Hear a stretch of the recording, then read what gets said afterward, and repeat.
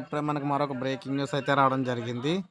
ఇంకా నంద్యాలలోని ఎన్జిఓస్ కాలనీలో retire employer అంటే ఉపాధ్యాయురాలు గ్లాడియా చనిపోవడం జరిగింది. మృతురాలి బంధువులు తెలిపిన వివరాల ప్రకారం సుధాకర్ రావు, గ్లాడియా దంపతులకు ఇద్దరు కుమార్తెలు ఉన్నారు. కుమార్తెలు ఇద్దరికి వివాహాలు కావడంతో ఇతర ప్రాంతాల్లో స్థిరపడ్డారు. దూరదర్శన్ ఛానల్లో ఏడీగా పనిచేసిన రిటైర్డ్ అయ్యి సుధాకర్ రావు ఏడాది క్రితం అనారోగ్యం కారణంగా చనిపోయారు. రిటైర్డ్ ఉపాధ్యాయులు గ్లాడియా ఒంటరిగా ఇంట్లో ఉంటుంది. సో ఆమె ఇంట్లో పని మనిషి రాగా ఇంటికి తలుపులు తాళం వేసి ఉండటంతో అనుమానంతో కిటికీ నుంచి తొంగి చూడగా మంచంపై గ్లాడియా చనిపోవడం అయితే ఉందన్నమాట. వెంటనే పోలీసులు సమాచారం అందించడంతో ఘటనా స్థలం చేరుకుని డీఎస్పీ గారు అయితే దీనికి సంబంధించి విచారణ అయితే చేపట్టారు.